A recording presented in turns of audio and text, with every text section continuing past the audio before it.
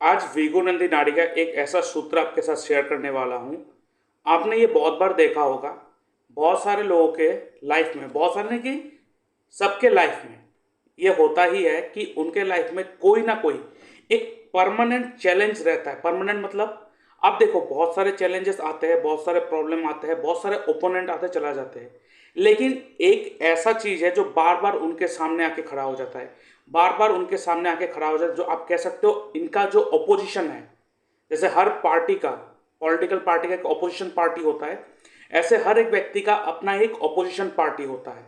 वो आप अपने कुंडली में कैसे देख सकते हो, कैसे आप जज कर सकते हो कि आपके अपोजिट कौन है जो आपको बार बार पीछे खींचेगा, या आपको आपके सामने चैलेंजेस देने के लिए या आपके साथ लड़ाई करने के लिए सामने खड़ा है। मतलब इंडिया वर्सेस ऑस्ट्रेलिया मैच जैसे कह सकते हो। तो वो जो वर्सेस होता है ना, मतलब दोनों के बीच में लड़ाई, तो एक तरफ आप हो एंड यू वर्सेस कौन, ये कौन है जो आपको बार बार आपके सामने आके खड़ा हो जाएगा, वो कैसे देखोगे। तो विगुनंदी नाड़ी के हिसाब से जो लगन होता है वो जुपिटर से स्टार्ट होता है। इसका मतलब जुपिटर इज ए जीव कारक, वो व्यक्ति खुद है। तो जुपिटर जिस भी राशि में बैठेंगे वही फर्स्ट हाउस हो जाएगा, वही लगन हो जाएगा, चाहे लड़का हो चाहे लड़की हो। अब देखिए जुपिटर के सातवें घर पे कौन बैठा हुआ है। जुपिटर के सातवें घर पे जो प्लैनेट्स होंगे या जो प्लैनेट होंगे वही प्लैनेट इनका वो अपोजिशन होंगे। आप देखना बार बार वही चीज, वही एक चीज इनको बार बार प्रॉब्लम करेगा। अब बृहस्पति से सातवें घर पे चंद्रमा है, तो इस व्यक्ति को उसके मदर एज ए ऑपोजिशन खड़ा होंगे, या उसका इमोशन ही उसको बार बार पीछे खींच लाएगा, बार बार पीछे खींच लाएगा। ठीक है, बहुत जल्दी मूड चेंज हो जाना, बहुत जल्दी चेंजेस हो जाना, बहुत जल्दी अपने एक जगह से दूसरी जगह चेंजेस, मतलब यही एक प्रॉब्लम होगा जो परमानेंट इनको प्रॉब्लम देते रहेंगे। उस परमानेंट सोल्यूशन को ढूंढना है। अगर आप देखोगे जुपिटर के सातवें घर पे अगर शनि होगा, तो शनि क्या है, कर्म कारक। इसका कर्म ही इसके लिए चैलेंज हो जाएगा, उसको मेंटेन करना। और शनि डिसिप्लिन है, तो डिसिप्लिन को मेंटेन करना, टाइमली रूटीन को मेंटेन करना। और उसके साथ साथ शनि क्या दिखाता है, छोटे लोगों को दिखाता है। मतलब जैसे लेबर क्लास के लोग, ठीक है, जो लेबर के काम करते होंगे ऐसे। तो ऐसे ही इनके लिए, इनका अगर स्टाफ है, इनके नीचे काम करने वाले व्यक्ति है, यही इनके लिए सबसे बड़े चैलेंजेस हो जाएंगे मेंटेन करने में। इनको, इनका हार्डवर्क ही इनका चैलेंज है, ज्यादा हार्डवर्क करना नहीं चाहेगा। तो अगर इस चीज को ठीक कर ले, देखेंगे उसको प्रॉब्लम नहीं आएंगे। जुपिटर के सातवें घर में सूर्य होगा, तो इनका ईगो ही इनका सबसे बड़ा चैलेंज हो जाएगा। द पर्सन वर्सेस ईगो, इसका फादर, इसका फैमिली ही इसका सबसे बड़ा चैलेंज हो जाएगा।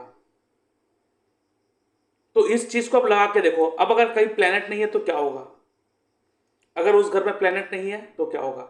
उस घर में प्लेनेट नहीं है लेकिन उस घर में राशि तो है। जुपिटर से सातवें घर में जो भी राशि होगा, उस राशि को जो रूल करता होगा, मान लेते हैं यहाँ पे कोई प्लेनेट नहीं है, चंद्रमा भी नहीं है, तो यहाँ पे कौन सा राशि है, बृहस्पति का राशि है। इसका मतलब बृहस्पति खुद, इसका मतलब वो व्यक्ति, अगर यह बृहस्पति को पकड़ लेंगे, बृहस्पति क्या होता है, ज्ञान का कारक। इनका ज्ञान ही इनके लिए चैलेंज हो जाएगा। या तो बहुत ज्यादा ज्ञानी, कहते हैं ना, बहुत ज्यादा ज्ञान दिखाने के कारण ये फंस जाता है, या इनके पास विजडम होगा ही नहीं, करे तो करे क्या, या इनका गुरु इनके पास चैलेंजेस खड़ा कर देंगे। ठीक है, इनका ज्ञान ही इनके लिए चैलेंज हो जाएंगे, या इनका बॉडी ही इनके लिए चैलेंज हो जाएगा। ये अपने बॉडी को ही मेंटेन नहीं कर पाएंगे, जिसके कारण वो आगे काम नहीं कर पाएंगे। Because the person will feel weak, the person will feel sick. ये बहुत ही प्यारा सूत्र है भृगुनंदी नाड़ी का। और यहां पे बृहस्पति से सेकेंड हाउस वो बहुत इंपॉर्टेंट हो जाता है in terms of finance. Brihaspati से जो सेकेंड हाउस में प्लैनेट होगा, वो प्लैनेट के एट्रीब्यूट के द्वारा आपको पैसे की प्राप्ति होगा। अब आप कहोगे अगर सेकेंड हाउस में कोई प्लैनेट नहीं है, जैसे कि यहां पे कोई प्लैनेट नहीं है, कोई बात नहीं। सेकेंड हाउस में कौन सा राशि है वो देखो। यहाँ पे जैसे कि चंद्रमा है जुपिटर से सेकेंड हाउस, चंद्रमा बैठा कहाँ पे है, चंद्रमा बैठा यहाँ पर है। अब ये देखो कि इस चंद्रमा के ऊपर मतलब जुपिटर से सेकेंड हाउस का जो प्लेनेट होगा, अगर यहाँ पे कोई प्लेनेट होगा तो उस प्लेनेट के एट्रीब्यूट से इस व्यक्ति को पैसा प्राप्ति होगा। अगर नहीं है तो देखो सेकेंड हाउस में, जुपिटर से सेकेंड हाउस में जो राशि होगा उस राशि का जो मालिक होगा वो जहां पर भी बैठा होगा उस प्लेनेट के ऊपर दृष्टि किसका आ रहा है, दृष्टि मतलब एस्पेक्ट कौन सा प्लेनेट का आ रहा है, वही प्लेनेट के एट्रीब्यूट के द्वारा उसको पैसे की प्राप्ति होगा। जैसे कि जुपिटर के सेकेंड हाउस में कोई प्लेनेट नहीं है तो इसका मालिक कौन बना सेकेंड हाउस का, चंद्रमा, ये रहा। अब देखो चंद्रमा के ऊपर दृष्टि किसका आ रहा है, अगर आप देखोगे चंद्रमा का यहां पर शनि का 10वां दृष्टि आ रहा है, करेक्ट। यहां पे बृहस्पति का 7वां दृष्टि आ रहा है, मर्क्यूरी का 7वां दृष्टि आ रहा है, रेस्ट और किसी का भी नहीं आ रहा है। इसका मतलब क्या होगा, mercury is what, communication, Saturn is what, discipline, routine, hard work, and Brihaspati खुद का दृष्टि डाल के रखा है, Brihaspati was what, guidance, teaching. तो आप समझ जाओ किस एट्रीब्यूट के द्वारा ये पैसे की प्राप्ति कर सकता है, ठीक है। ये बिगुनंदी नाड़ी का बहुत ही प्यारा सूत्र है। अब यहां पे ये देखने में बहुत आसान है, लेकिन फिर भी देखोगे पर्सन बहुत स्ट्रगल कर रहा होगा लाइफ में, ये व्यक्ति बहुत स्ट्रगल कर रहा होगा 100%। क्यों? क्योंकि अगर आप देखो आपके कुंडली में बृहस्पति से अगर कॉन्जिक्यूटिव 4th हाउस, बृहस्पति जहां बैठा है 1 2 3 4, अगर कोई भी प्लेनेट नहीं है, खाली है, उसके बाद चाहे कोई भी प्लेनेट हो, लेकिन consecutive 4th house is empty, the person will face struggle in his or her first part of his life, that for sure, चाहे कुछ भी हो जाए, ठीक है। एंड अगर खाली नहीं है, जैसे कि आप देखो यहां पे बृहस्पति से 3rd हाउस में मंगल केतु है, फिर भी स्ट्रगल होगा, बिकॉज बृहस्पति जब जहां पे बैठा होगा आपके कुंडली में देख लेना, उससे जब वो आगे बढ़ता है, क्योंकि प्लेनेट मूव करते रहते हैं, फर्स्ट अगर वो कोई पापी प्लेनेट को टच कर रहा होगा, शनि, केतु, राहु, मंगल, सूर्य, देयर विल बी हर्डल्स। तो आप देखो यहां पे जुपिटर के साथ मर्क्यूरी तो है, तो मर्क्यूरी क्या है, बुद्धि, सोच समझ के करना, लेकिन बैठा मिथुन राशि में है, तो बहुत ज्यादा मिथुन राशि वाला एट्रीब्यूट इस व्यक्ति के अंदर होगा। आपके कुंडली में बृहस्पति जिस भी राशि में बैठा होगा, उस राशि का एट्रीब्यूट एंड उस राशि का प्लेनेट का एट्रीब्यूट उस व्यक्ति के अंदर 100% होगा। अगर किसी के बृहस्पति उच्च है, उच्च बृहस्पति कहां पे होता है, कर्क राशि में, और कर्क राशि किसका होता है, चंद्रमा का, एंड चंद्रमा इज व्हाट, इमोशन। वो व्यक्ति बहुत इमोशनल होगा, वो व्यक्ति बहुत ज्यादा मूडी होगा। अब यहां पे ये मर्क्यूरी का है तो बहुत ज्यादा बुद्धि होगा, सोच समझ के प्लानिंग करके काम करेगा। लेकिन क्योंकि मर्क्यूरी मिथुन राशि में है, तो मिथुन राशि ड्वेल नेचर का होता है, तो अचानक मूड बहुत चेंज हो जाता होगा। अब भी मैच्योर जैसा बिहेव करेंगे, अब भी ये व्यक्ति इमेच्योर बच्चे कैसे बिहेव करने लग जाएंगे। अब यहां पे बृहस्पति जब अपने पहले ही ट्रांजिट में फर्स्ट मूवमेंट में वो मंगल केतु को टच कर रहा है, मंगल क्या है, झगड़ा है, एक्सीडेंट है, गुस्सा है, केतु क्या है, ब्लॉकेजेस है, रुकावटें है, ठीक है। तो इस व्यक्ति को बहुत ज्यादा ब्लॉकेजेस आएंगे, बहुत ज्यादा रुकावटें आएंगे।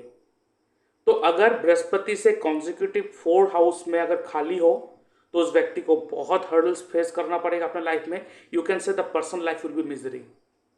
एंड उसके बाद आप ये भी देखोगे, अगर वो फर्स्ट मूवमेंट में पापी ग्रह को टच कर रहा है तो भी प्रॉब्लम होगा।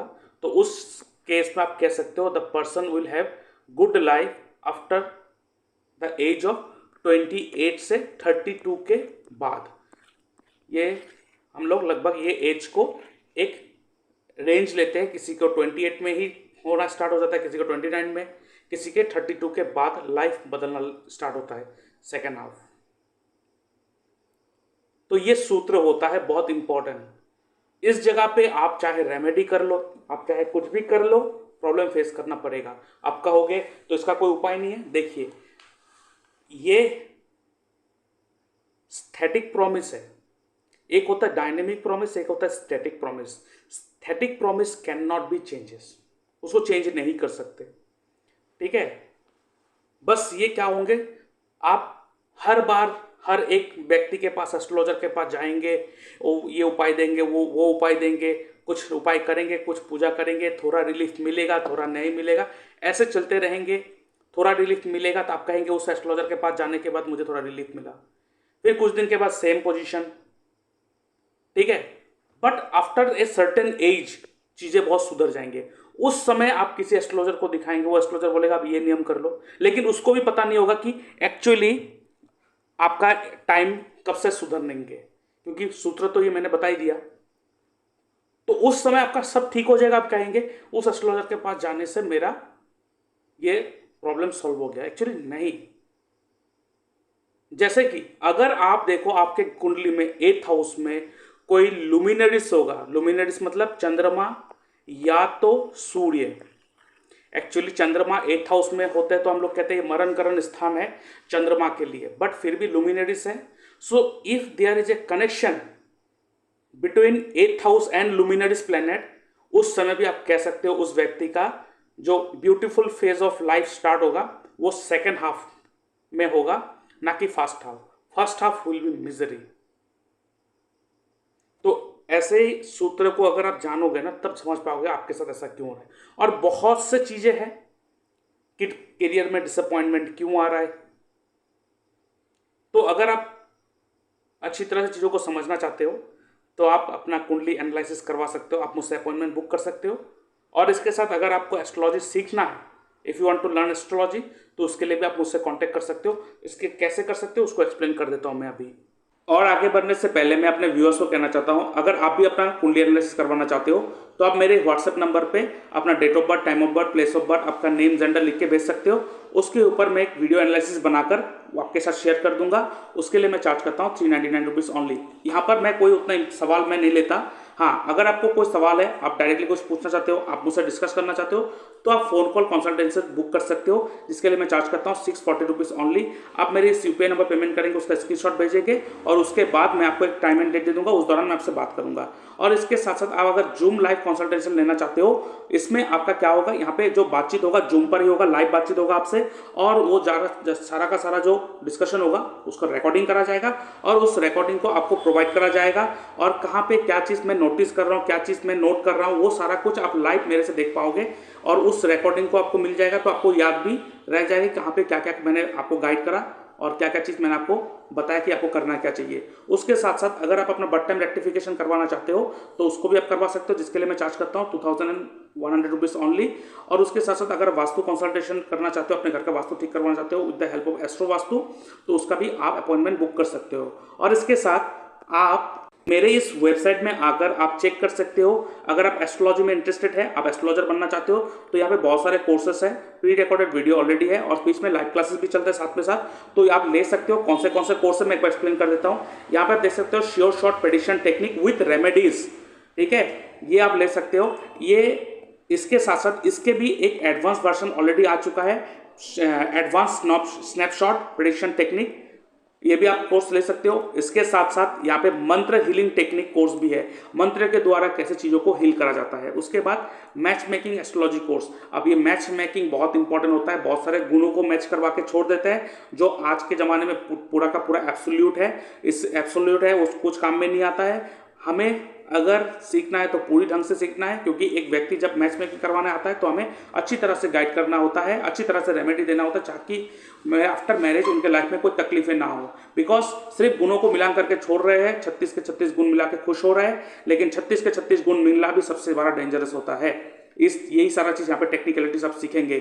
चलिए, इसके साथ साथ अगर आप planetary alignment technique and KP astrology सीखना चाहते हो, वो भी कोर्स आप ले सकते हो। यहाँ पर प्लानिटरी अलाइनमेंट टेक्निक सिखाया जाता है केपी एस्ट्रोलॉजी के साथ साथ। अब यहाँ पे क्या होता है, केपी एस्ट्रोलॉजी में अपने स्क्रिप्ट में अगर कोई प्लेनेट कहा है कि आपके साथ प्लेनेट खराब रिजल्ट दे रहा है, 8th हाउस या 12th हाउस दे रहा है, लेकिन प्लानिटरी अलाइनमेंट टेक्निक की मदद से हम उस खराब चीज़ों को भी हम लोग यूज़ कर सकते हैं। तो ये बहुत ही बढ़िया, बहुत ही इंपॉर्टेंट कोर्स है, हर किसी को पता होना चाहिए। नहीं तो लाइफ में प्रॉब्लम तो हर किसी के लाइफ में आता है, लेकिन रोते रहते हैं हर कोई, उपाय करके भी कुछ नहीं मिलता है। तो यहाँ पे हमें पता होना चाहिए कि कैसे चीज़ों को प्लेनेट के साथ अपने आप को कैसे अलाइन करें। जैसे देख सकते हो यहाँ पे प्लेनेट सारा अपने आप एक साथ अलाइंड है, तो ऐसे अपने आप को कैसे अलाइन करें। उसके साथ साथ अगर आप सिर्फ एस्ट्रो वास्तु हिट थ्योरी सीखना चाहते हो तो वो भी सीख सकते हो। Astro vastu hit theory with vastu, ये कंप्लीट कोर्स है। और उसके साथ साथ आरकेपी, रतन कोटियम राजू पद्धति, ये कोर्स जो है, अगर आपके पास किसी का date of birth, time of birth, place of birth कुछ भी नहीं है, तो इस टेक्निक की मदद से आप उसको गाइड कर सकते हो। इवन आपके पास कोई सवाल है, आपको जानना चाहते हो कि अब ये कब होगा मेरे साथ, ये कब होगा, अब मुझे ये चीज़ लेना चाहिए नहीं लेना चाहिए, तो इस टेक्निक से भी आप वो सारी चीज़ को आप पा सकते हो। उसके साथ साथ आप देख सकते हो यहाँ पे जेमस्टोन एस्ट्रोलॉजी कोर्स भी आ चुका है, क्योंकि जेमस्टोन, क्वालिटी जेमस्टोन और उसके साथ साथ परफेक्ट जेमस्टोन को रिकमेंड करना बहुत ज़्यादा इंपॉर्टेंट होता है, क्योंकि जेमस्टोन आपके लक को चेंज कर सकता है। तो ये कोर्स भी आप ले सकते हो। प्री रिकॉर्डेड वीडियो है, वो ऑलरेडी आप उसको ले सकते हो। आफ्टर द कंप्लीशन आपको सर्टिफिकेट भी मिलेगा। अब ये जो कोर्स है बेसिक टू एडवांस, ये पूरा का पूरा कंप्लीट पैकेज है। ये लेंगे तो बाकी और किसी चीज़ की जरूरत नहीं पड़ेगा आपको। यहाँ पे वैदिक से लेके प्रेडिक्शन टेक्निक एस्ट्रोलॉजी भी सिखाया जाएगा। यहाँ पे केपी एस्ट्रोलॉजी है, एस्ट्रो वास्तु हिट थ्योरी है, planetary alignment technique, stone selection technique, medical astrology and remedy, नवतारा चक्र पद्धति, जीपीएस टेक्निक एंड दशालग्न टेक्निक, उसके साथ साथ नक्षत्र त्रिपाप चार्ट प्रेडिक्शन टेक्निक एंड अष्टवर्ग प्रेडिक्शन टेक्निक, और इसके साथ साथ यहाँ पे टैटू एक्टिवेशन टेक्निक, ये भी सिखाया जाएगा। और इसके साथ आप देख सकते हो, ये तो एडवांस कोर्स आ गया, जो प्रेडिक्शन टेक्निक का जो एडवांस कोर्स है उसको भी ले सकते हो। और उसके साथ साथ सिर्फ अगर आप tattoo activation technique and house activation technique सीखना चाहते हो तो इसका भी कोर्स आप ले सकते हो। अब यहाँ पे आपके दशा प्लैनेट या तो घर घर का सब लॉट के द्वारा देखा जाएगा, और किसी भी घर को उस दशा लॉट के या सब लॉट के द्वारा अगर किसी हाउस को एक्टिव करना है तो आप कैसे उस टैटू को, कौन से टैटू को किस जगह पे आप बनाएंगे, तो आपके उस घर से वो रिजल्ट मिलना स्टार्ट हो जाएगा, जिसे कहते हैं tattoo activation technique and house activation technique. ये कोर्स भी आप ले सकते हो। और नीचे आप देख सकते हो, ये मेरा कंसल्टेंसी का फीस है। उसके साथ साथ अगर आपके घर में कोई शादी करना चाहता है, मैरिज करना चाहता है, कुंडली मैचिंग करवाना है, तो उसका भी आप ले सकते हो सर्विस। उसके लिए मैं चार्ज करता हूँ 910 रुपीज़ ओनली। और कौन से पॉइंट को मैं इंपॉर्टेंट देता हूँ, ये मैं भी यहाँ पे मेंशन भी करके रखा है। और बाकी आप देख सकते हो, ये मेरा वेबसाइट है, और ये है नक्षत्र त्रिपाप चार्ट कोर्स। ये बहुत इंपॉर्टेंट कोर्स होता है, हर किसी को जानना होता है। ये बाद में अगर आपको जानना है तो आप मुझसे फ़ोन करना, फ़ोन में बातचीत कर लेंगे। और ये सैम्पल सर्टिफिकेट है, आफ्टर द कंप्लीशन ये सर्टिफिकेट आपको प्रोवाइड करा जाएगा। और ये मेरा वेबसाइट है, यहाँ पे आकर आप देख सकते हो। और बाकी आपको कुछ जानकारी चाहिए तो मेरे इस फ़ोन नंबर पे फ़ोन कॉल या मैसेज कर सकते हो, और आप डिटेल्स मेरे से ले सकते हो।